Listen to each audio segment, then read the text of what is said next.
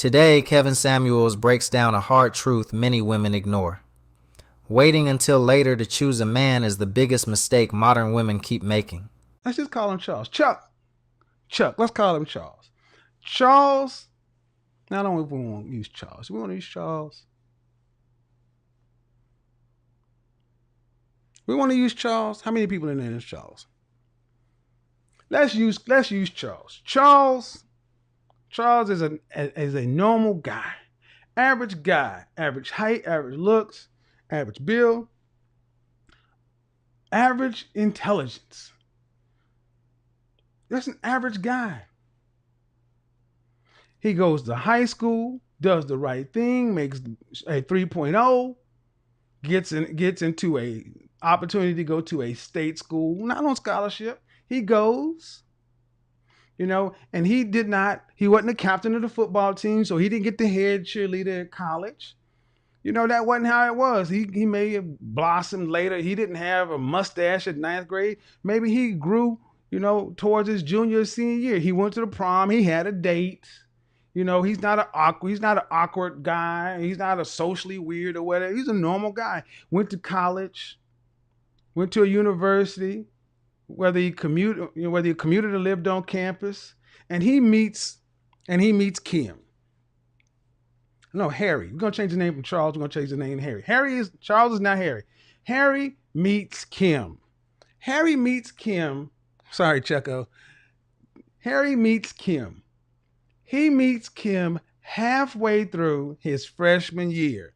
Freshman year, Kim's on the yard, and Kim is, average looking herself. She's not a beauty queen. She's not one of those women that the athletes, the jocks went after automatically. She's not one of the freshmen that the Noops ran up on, because you know how we did. We came at him. When we saw him get on the yard, we came at him. But she's a good girl.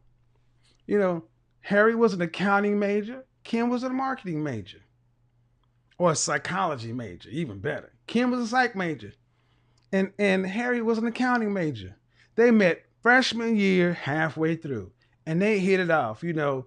They went back to each other's dorm room. They had little dominoes, watched a movie, maybe Netflix, whatever. Pick your poison. They met either freshman year or the sophomore year, either or. Maybe the second semester of the freshman year. So they had a little time in the university. Then they went out. They were a couple from sophomore year, late freshman year, through sophomore year. But somewhere around senior year, junior year, second semester, Kim all of a sudden decides to pledge a sorority, or she loses that freshman 15, or she goes away for the summer, and all of a sudden she comes back with all these new ideas. She then came back, and her friends who went to Stanford and Caltech and NYU and everybody that come back, and they're like, yeah, girl, I met this guy over here. He's a lawyer. And all of a sudden, Harry ain't looking like Harry used to look. Kim is looking at Harry and is like, he's a good guy, but ain't anything wrong with him. I like him. I love him. I know he loves me, but he's just kind of boring. He's kind of boring. And yeah, girl, I'm up here dating football players and basketball players, and I'm with lobbyists and this and that. Next thing you know, Kim is telling Harry at the end of the junior year, it ain't you, it's me. We need to break up because I got to go get ready to graduate, and I don't want anything that's going to trip me up.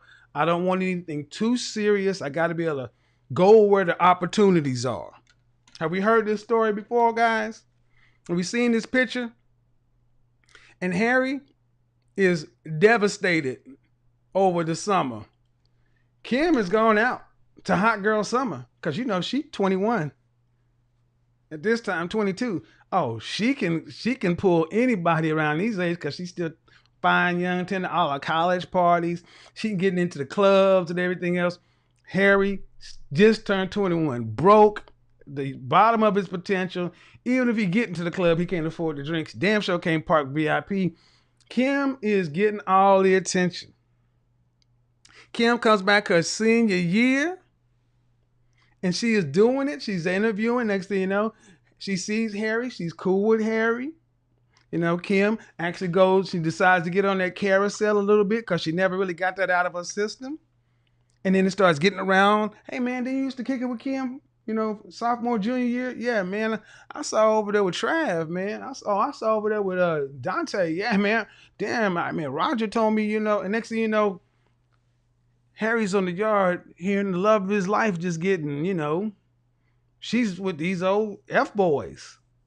And he's like, dang, why are you going with these dudes? These dudes have horrible reputations. One of these dudes even got that STD luggage. But she just out here, and and then Harry still care about Kim, so even still trying to check up on her. He's simping. So anyway, this goes on. Kim is on top of the world. Harry's, because she went from one monkey branch to another.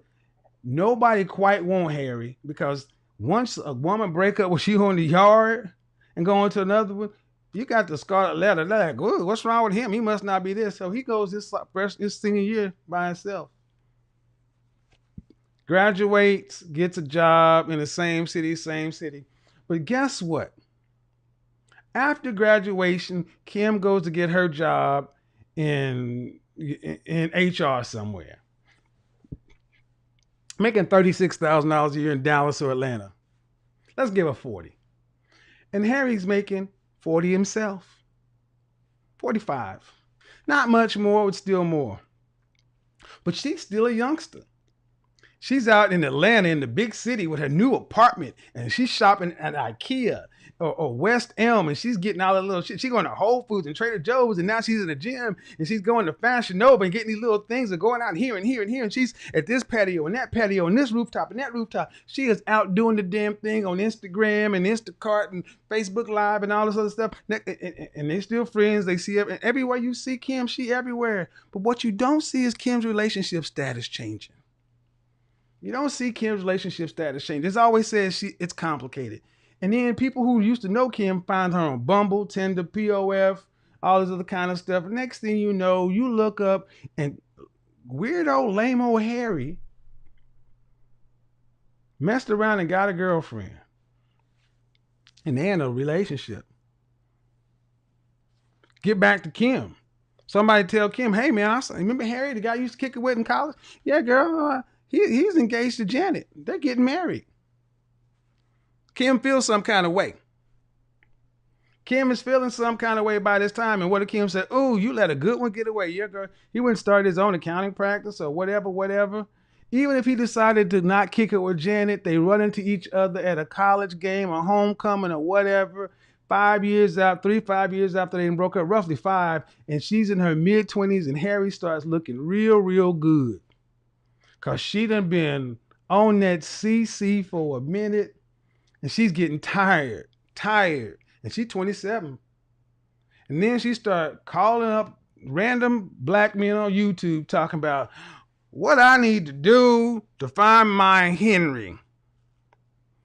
I'm trying to be a housewife and not work, and I'm tired of getting flued out, and I'm not getting flued out like I did when I was 21 because I'm 27 now, and the new models are on the lot. What do I need to do to make sure I can get Keith Henry?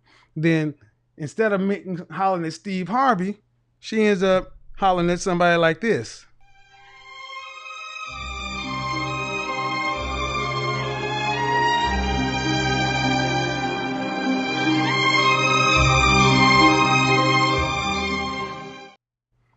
And then after a lot of this starts going on, she realized,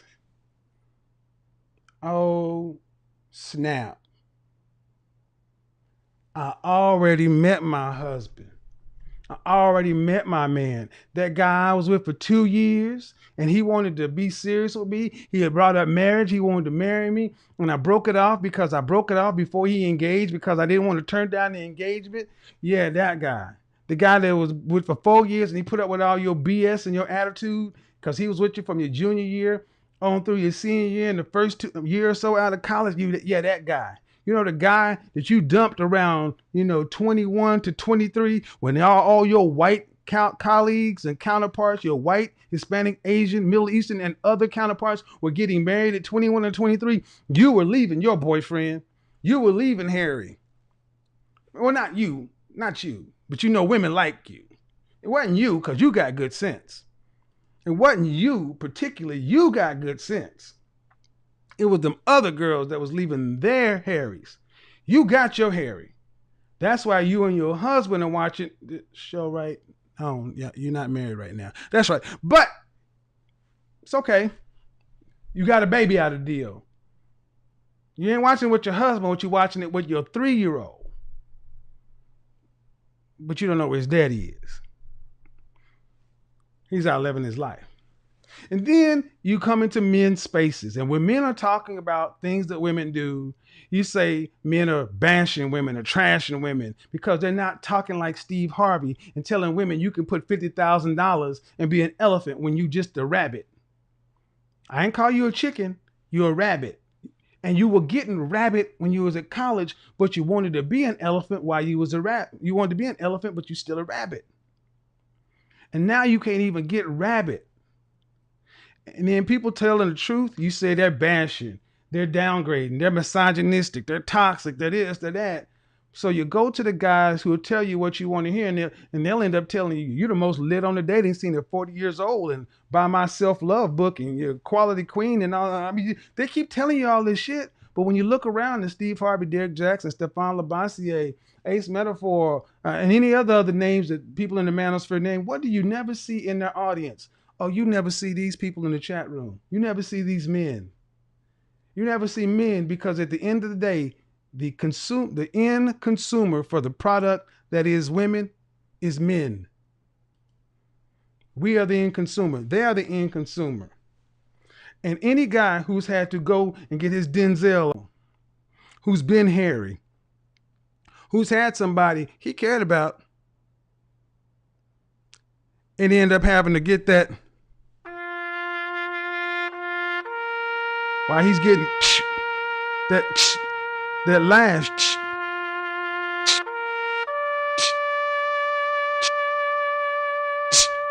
And you wonder why they are not running back out to get you like they did with that bright-eyed and bushy-tailed exuberance like they did when they was in high school and college when it was all free and new. Well, it's because how you treated them. Not only did you dump them when you should have kept them, you ran around and you got on that CC and hollered at all them fuck boys. And then you went out there and let everybody know that he was just all right. And you told people the reason we're not together because it's kind of And then every other guy knew that we can just get our turn on this doorknob. And everybody knew you messed around and left the good one. So whether that's his story and your particular, guys are out there like, well, cool. Now, they ain't walking around bitter. They're just saying we're going to be cautious because now I'm at a place to where if I was where I am now, then you wouldn't have left him. You'd have been holding on for dear life if you were there, if you were where you are now, then. What do you hear women? Well, if I'd have knew then what I know now. Well, if you'd have had your daddy, if your mama wouldn't have alienated your father, if women hadn't kept telling you that it's always men's fault, if you finally come over to places to start listening to men instead of demonizing for men for talking like men and being direct with you, you might not be in the position you're in right now asking, where are all the good men at? Where are all the good men at? Why can't I find no good men? Look in your resume. Look in your history. Look in your trash heap. That's where he is. You already had your good man. You just blew it. So when you end up calling into a show and I tell you, 2 years, 4 years, and you're in your 20s, that's a long time to be with somebody. 2 years at 20, that's 10% of your life. 4 years at 20, that's 20% of your life. You need to go on back to that dude on bended knee and see what you can work out. What do you hear? Oh, what? No, I can't do that. So what are you going to do? What's the alternative? You just going to stay out here? Kick it in them streets? See if you can find another one? Keep running the clock out?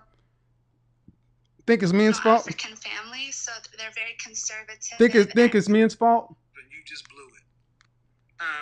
You had a guy that was with you. James, you've been married for 3 years? How long? 7 years. Is his wife over there? No, they are separated. Oh. There we go. All right. Well, I would tell you this. Fathers should be involved in this process. I'm hearing all kind of red flags. You know, one, you had a 4-year relationship that you ended with a guy because he lacked ambition, I guess. Seems to be doing just fine for a guy who's like, what, 2 years older than you? He's making $80,000. Yeah, I realize that now. Mm-hmm. Right. I realize that now. Making 3 times your age. He sounds like he's doing just fine. That's true. How long ago was you talk to him? He was actually here a few months ago. He came to Atlanta. I'm gonna go ahead and throw this out here, ladies. A lot of you have already met your husband. You just blew it. That's the next show. A lot of you ladies already have met your husband. You just blew it. You had a guy that was with you 4 years, and you ended that relationship. That was a mistake. Honestly, if he was able to put up with your demeanor, I mean, that must mean he cared about you. Had to love you. What do y'all ever talked? Okay, have you apologized to him? Yes, we were still cool.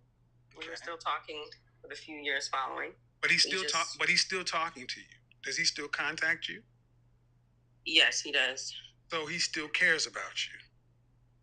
Yes. Then why don't you get back with the man you should have married years ago and stop playing?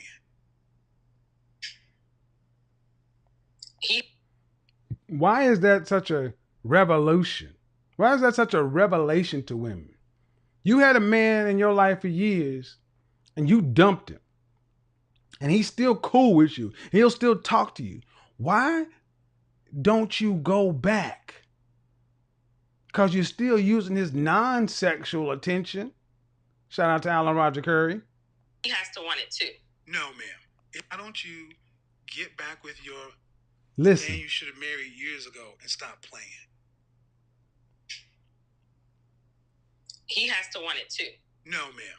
It's on you to crawl across broken glass to get back to him. Woo! He has to want it too. He didn't break up with you. You broke up with him and broke his heart. He has to want it too. No, it's up to you to crawl across broken glass to get back to him. And the first thing was like, woo! See, it's hard for women when they think they're better than you, when they think that they were going to find greener grass on the other side. It's hard for women to put that ego and that pride. And that's why so many of our sisters stay stuck. Ridiculous ego and pride. When you average looking, average job, average person. You had a normal average man and he was able to put up with yourself. And the notion of just humbling yourself and actually crawling back to him because, yeah, you did some damage. It's like, woo! No, I would consider it if he came back to me. Think about what most of these sisters say. I don't know about her in particular. Think about what most of these sisters say. Yeah, I would consider getting back with him if he turned around and came over here and kissed my butt and approached me and brought up the idea. Really? Really? Broken glass. Oh, yeah. Oh, yeah. Oh, yeah. You fucked up. You had him. 21. 4 years. And you blew him off, not because he was beating you, whipping you, drug addict, whatever, not cheating on you, whatever bullshit you called here about. He wasn't doing none of that. That ain't what you said. He was a good man. You just threw him out because he wasn't where you thought he should be, which is he was normal. She said he was not spontaneous. You throw away a good man who's a truck driver now, making more money, and he's still in your sights. And she said he has to make it back. I gotta ask you, sis, can you guys stop listening to Steve Harvey and them? Because they got your head thinking that you should be big game when you're a rabbit. Steve don't have no hunters for you. And the hunter that tried to secure you, you think you'll be doing him a favor by going back. Let me be the first one to tell you. Newsflash. If he were to take you back, he's doing you a favor. You're not doing him a favor.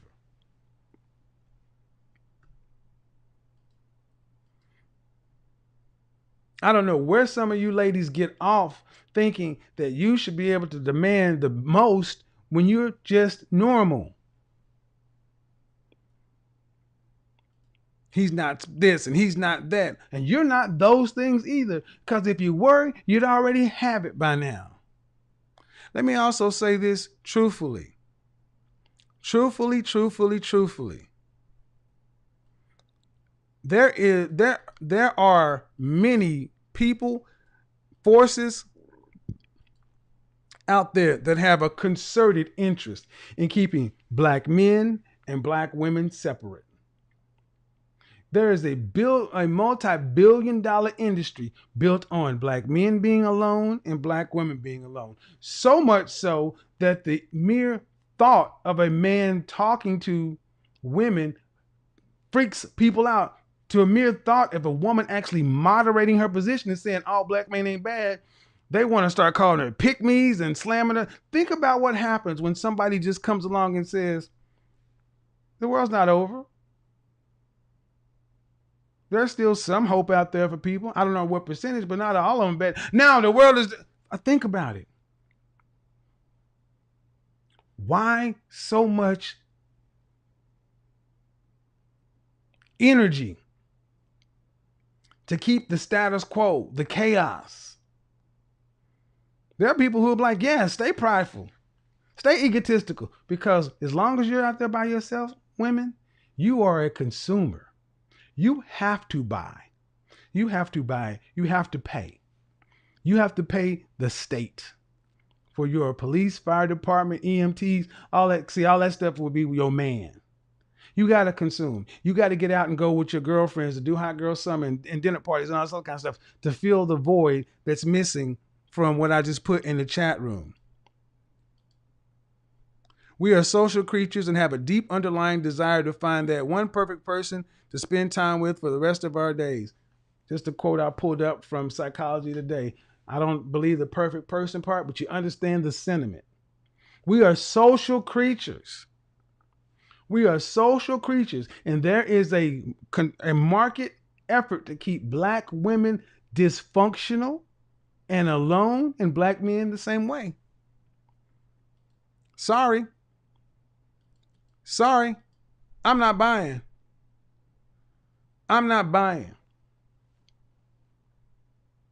But what I'm not going to do is I'm not going to tell the guys that you left, the guys that you thought weren't good enough, the guys that if they turn around and married a white woman, you'd be calling them sellouts and all this other kind of stuff. I'm not going to tell them they got to lift one finger to come back to you. Nope. You got to go back. See, I'm going to be real clear. If you actually had your guy and you blew it, it's on you to fix it. If it's not going to be chicken or egg, man got to lead, knock all that bull crap off. You blew it, you go back. That's the test. If you can't go back, congratulations. Enjoy the open dating market where there are 2 million more black women than black men. And depending upon what kind of man you want, he got to be over 6 feet tall, over 6 figures. You're trying to get an even smaller piece of the pie the older you get. Let's talk about it.